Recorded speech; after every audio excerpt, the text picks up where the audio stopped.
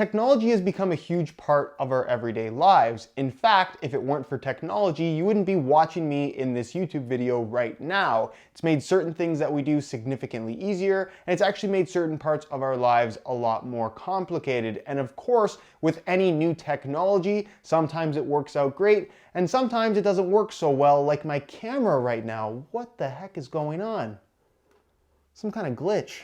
What's going on, guys? Josh from soccerreviewsforyou.com, bringing you the top 5 failed soccer cleat technologies of all time. Much like the rest of our lives, the current soccer cleat market is very much driven by new technology, new concepts, and new ideas. Everybody's trying to invent and release the next big thing that hopefully will catch on, obviously drive a lot of popularity to the brand, and hopefully increase sales. If you look at some of the most popular soccer cleats out there right now, they're the most high-tech ones currently available. But with all of these new ideas and technologies being introduced, they can't all be great. There are some of them that are quite simply major fails, and those are the ones that we're going to be focusing on in today's video. Now, please keep in mind that all of these picks are based on my own personal opinions and experiences with all of these soccer cleat technologies. There are many other failed soccer cleat technologies out there aside from the ones that I'm going to be discussing in today's video. So whether you agree with me or you have some picks of your own, there are no wrong answers.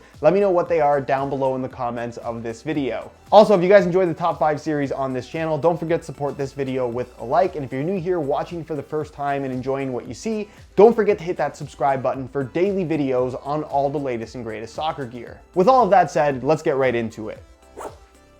Technology.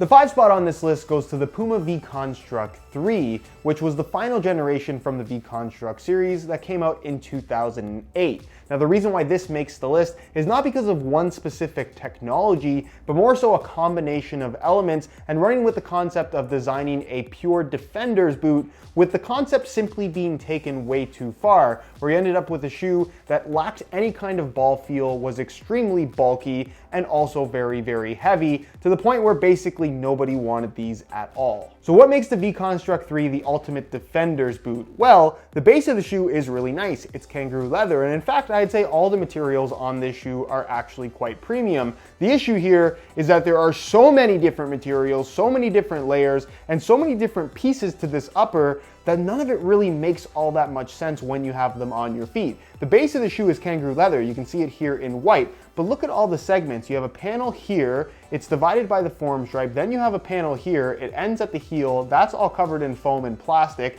then you have a panel here on the medial side that splits all the way around here, but then they also have a cutout for this extra Puma logo that's just more bulk and more thickness from a cheaper synthetic material. Then you can see across the top of the toes, you have this blue nylon with a really thick foam padding that actually has quite a bit of firmness to it, and then this kind of curled over leather edge that's very bulky and fairly hard around all of the edges, lots and lots of stitching. And then of course this goes into an off-centered lacing system, which is backed by this fold over flap tongue that actually is a full length tongue that runs all the way across the top of the foot, that's also made from that same padded material. So you have layers and layers and layers of leather and synthetic and nylon and this padding across the top of your foot and across the top of the toes, where you basically end up with a shoe that feels quite firm, feels quite stiff, really offers no feel for the ball. Yes, there's plenty of protection because this is a defender's boot, but if you're just going to be tackling, I guess this is great. If you plan on doing anything else and you want a premium feel,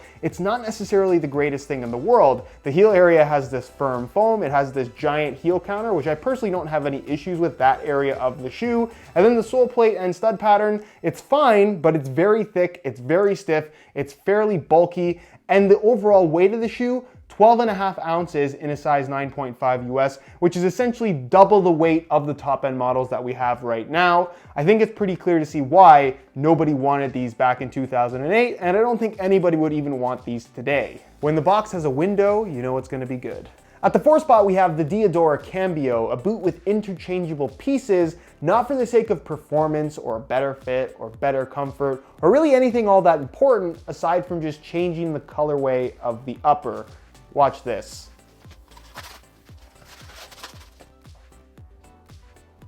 Technology.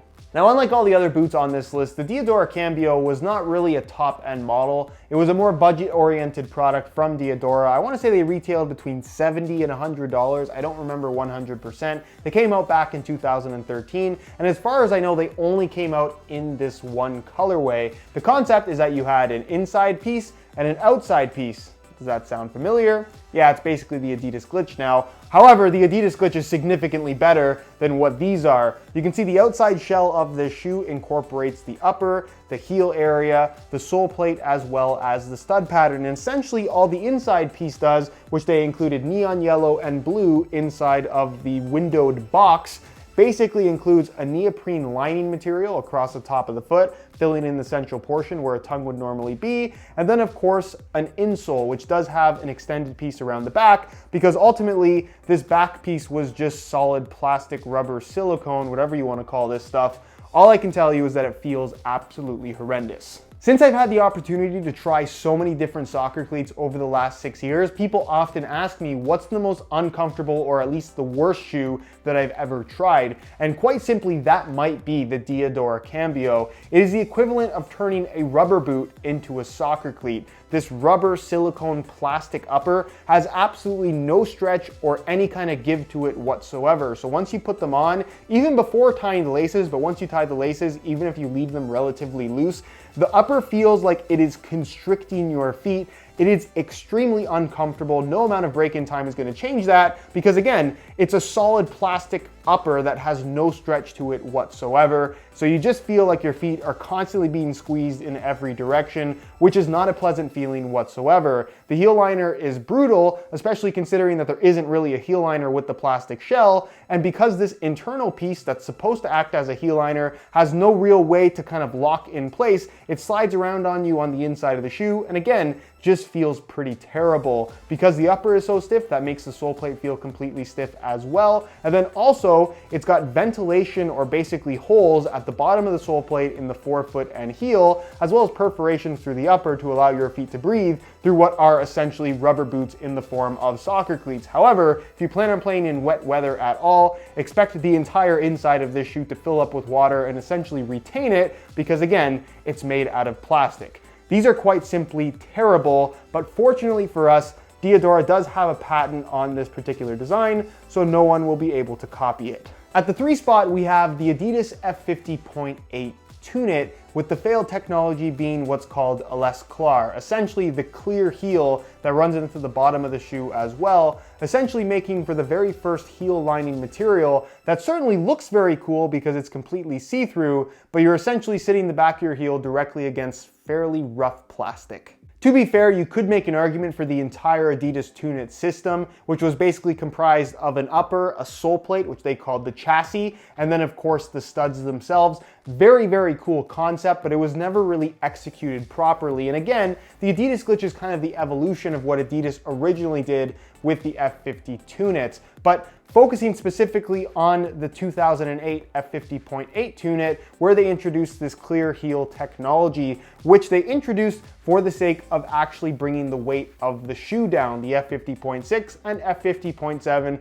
were both relatively heavy shoes, and guess what? The F50.8, it's also pretty heavy. In a size 9 US, being that this was Adidas's flagship speed boot at the time, being that this does have all the lightest elements to it, because you could add heavier elements if you wanted better comfort, this in its current lightweight form factor weighs in at 11 ounces, and it's a speed boot. So if the clear heel isn't making these any lighter, then what's the benefit of it being there in the first place? Well, that's why it's a failed technology. There really isn't any benefit. In fact, there are several downsides. Now, I will say from a visual standpoint, I actually think this looks quite cool. I thought that back in 2008, and I still think that's the case today. However, because it is completely clear, some of them did have a colored tint to them. Depending on the color of your socks with the colorway of your upper, it could actually end up looking a little bit strange. It's also worth noting that because this is completely clear and essentially just plastic, once you actually start wearing these and there's some heat inside of the shoes, which is inevitably going to happen, you end up with condensation on the inside and it kind of fogs up and again looks very, very cheap. However, the big issue here is the fact that this is essentially just a hard plastic heel counter, and it's firmer at the base of the heel, and then as you get to about this point right here, I'm not sure if you guys can see that seam on camera, it transitions into a much softer, much thinner rubbery material. So this back part is actually quite structured, where this part is actually quite soft and flexible. The thing is, if you look closely, you're gonna notice that it does have this circular pattern running throughout. That's not just there for the sake of cosmetics, that's actually embossed circles on the inside layer of the material itself, which means that not only are you sitting directly against plastic with your heel, where there's no extra padding and no heel liner, all of these circles embossed are actually quite sharp around the edges. So what ends up happening is that if these don't fit you absolutely perfect, your heel's going to slip, and it's basically gonna be rubbing against a fairly sharp textured heel lining material that is going to result in some pretty significant blisters. This is a pair that I got as a kid and simply could not wear. I literally wore them a couple times. It tore all the skin off the back of my heel, and a lot of people experience the exact same thing with these. If you got the perfect fit and you had fairly tough skin at the back of your heel, then it wasn't an issue for you. But for the vast majority of people, this just did not work for, I think, fairly obvious reasons. In 2016, Adidas released what many believe to be the first ever laceless soccer cleat, the Ace 16 Plus Pure Control, which was extremely well received. But what if I told you that this was far from being the first ever laceless boot? In fact, the first laceless soccer cleats came out 10 years earlier, which brings us to the spot, the 2006 laceless Lotto Zhero Gravity. Now, if you ask a lot of younger guys who are 16 years old or younger, they may have not even ever heard of the brand Lotto before, and that's because they're just not super relevant anymore. But in the early 2000s, and I would say all the way through the 90s, they were extremely popular, one of the most desirable brands of soccer cleats that money could buy. It's an Italian-based brand, with this Lotto Zhero Gravity actually being made in Italy, and in 2006, when they released this was kind of on the cusp of, obviously Adidas was always popular, but Nike was really on the come up with a lot of synthetic boots like the Nike Mercurial Vapor 3, which was very, very popular at the time. So this was Lotto kind of straying away from making very premium, kind of simple leather shoes and going for something synthetic and lightweight, and obviously as different as possible to try and start a brand new trend. And that trend that they were trying to set was laceless boots. Unfortunately, it just didn't work out, and I think that had a lot to do with the price of these things. These retailed in 2006 for $300. I know a lot of people like to complain about soccer cleats today being way too expensive, but if you consider $300 10 years ago, that was outrageously expensive, more so than anything that we have today. Now, unlike the laceless boots that we have today, the Lotto Zhero Gravity does not feature any knitted or elasticated materials, which I think if you were to try these versus some of the modern laceless stuff, you would instantly realize that these are so much more difficult to put on and take off. And then once they're on, it's really, really difficult to get the proper fit because the shape of the shoe is more or less predetermined. There is no stretch, there's no sock-like sensation to something like this. It's more so just, if your foot fits, it's gonna work out. If your foot is not this exact shape, they're just not gonna work out. And even if they do fit you properly, it might not be the best experience. I remember that as a kid, I was always intrigued by this shoe, but because of how expensive it was and because it was laceless, kind of a risky thing at that time, I never really begged my parents for a pair. But once I got a job and was able to get them at a discounted price, because these never really sold all that well, I went and got a pair and found out that they were never going to live up to the expectation that I had in my mind. They just didn't work out for my foot type. Basically, what this upper is made up of is Lotto's kind of signature synthetic material that they were using at the time. It's soft, it's thin, it's flexible, it's padded, it's actually really, really nice. However, the top part of the shoe, which basically spans the entire 4-foot toe box area going all the way across the top, is made out of what is a pretty thick, very, very strong rubber material, and there's also an extension piece of that rubber material here across the back. You notice the internal lining basically has no extra padding to it whatsoever. It's just a soft synthetic suede,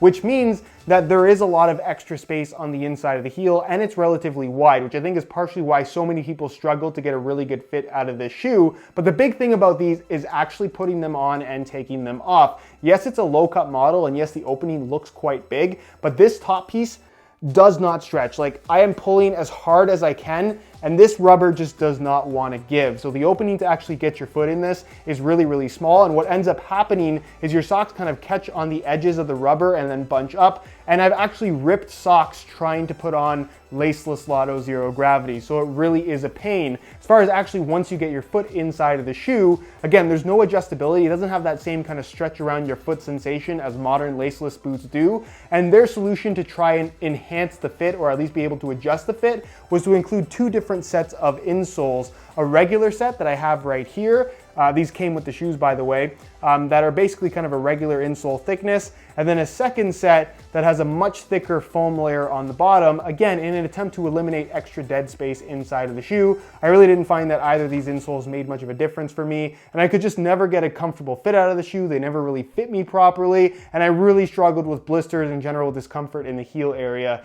Needless to say, I bought a pair once I got a job just to try them out, but only really wore them a couple times and then pretty much just gave up. Also, for those that didn't know, the A16 Plus Pure Control technically isn't the first laceless boot from Adidas. They actually released a laceless upper variation that you could buy separately of the F50 Tunits, because typically those were purchased in a kit that included an upper, a chassis, as well as the studs themselves, but you could buy this separately. I want to say they only released it in like 1 or 2 different colorways. I've never seen anybody with them. I've never held a pair in my hands. I've never tried a pair myself, so I can't comment on how good or bad those were, but technically that was the first laceless boot from Adidas and not these. These were just the first ones that were widely available and obviously caught on as far as popularity is concerned. Which brings us to the number 1 spot on this list, which is, let me just show you.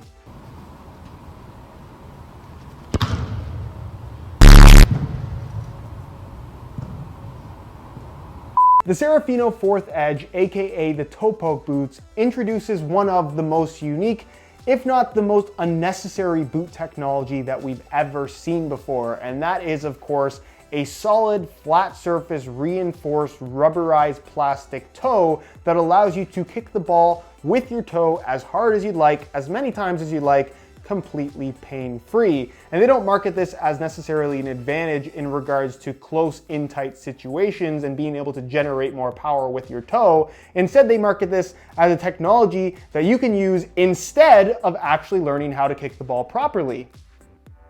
Why?